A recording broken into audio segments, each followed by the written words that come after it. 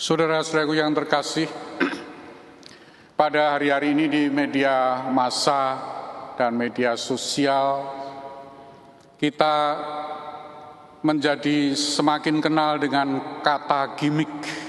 Diperkenalkan kata gimmick itu ada dalam Kamus Besar Bahasa Indonesia. Artinya apa gimmick itu? Menurut Kamus Besar Bahasa Indonesia adalah gerak-gerik tipu daya aktor untuk mengelabui lawan perang.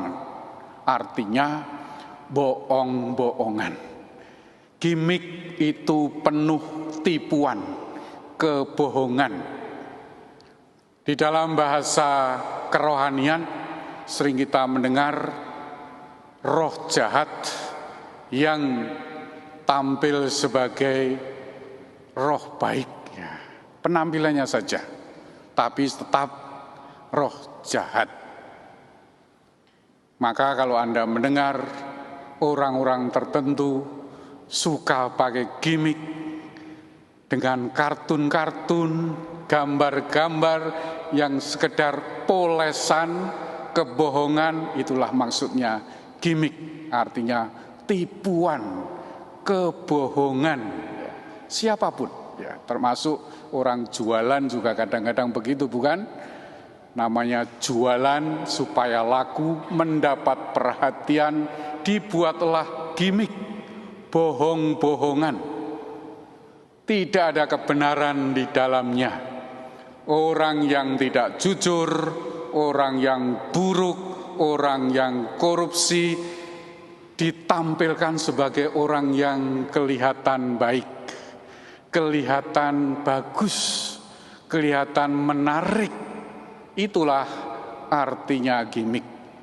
Di masa pemilu ada caleg, capres, cawapres yang sebenarnya busuk, buruk, ditampilkan sebagai orang yang baik. Ini yang bikin orang lalu jadi bingung, dan itu memang maksudnya, ya, untuk membuat orang bingung. Saya bukan mau bicara politik dan kamu, ya, tetapi inilah yang ditampilkan oleh orang-orang Farisi yang busuk, artinya korup, tidak jujur, tidak mengakui fakta, tetapi mau tampil sebagai orang baik-baik, orang saleh.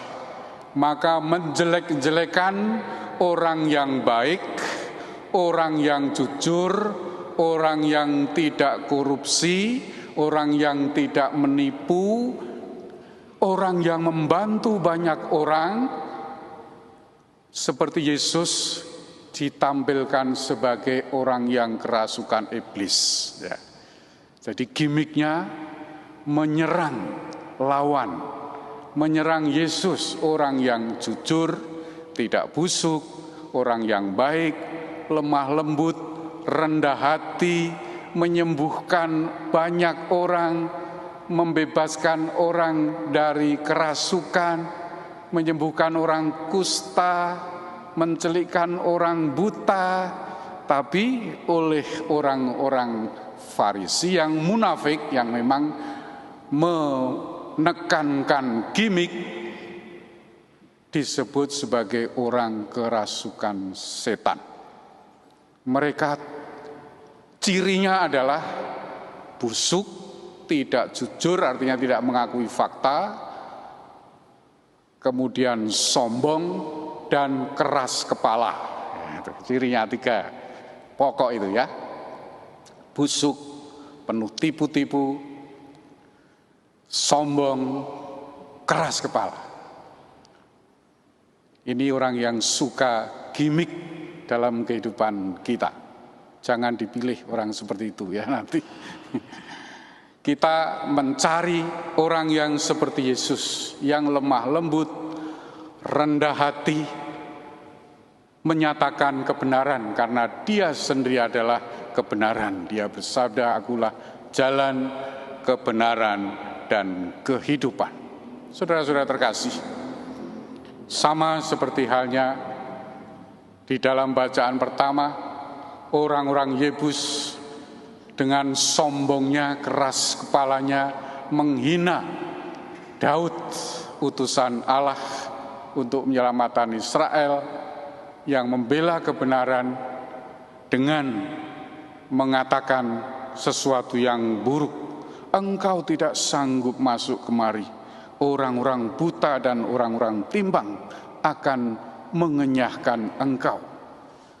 Orang yang jahat suka mengejek, merendahkan, sombong, menghinakan. Mari kita syukuri panggilan kita untuk patuh setia kepada Yesus Kristus, Sang Kebenaran, yang lemah lembut dan rendah hati. Kalau pemilu, capres, caleg, pilihlah yang seperti ini. Lemah lembut, rendah hati, tidak sombong, tidak keras kepala, tidak korupsi, tidak busuk. Yang mana itu silahkan cari sendiri. Tapi itulah gimmick. Jangan ikuti yang gimmick, karena gimmick adalah kebohongan. Kita buka itu semua dan kita tolak, karena Tuhan Yesus tidak suka kebohongan, tidak suka keras kepala, tidak suka kesombongan, karena itu berarti menolak Roh Kudus, dan dosa menolak Roh Kudus itu tak terampuni, kecuali suatu saat menerima Roh Kudus lalu bertobat, mohon ampun pada Tuhan, akan diampuni. Tuhan memberkati.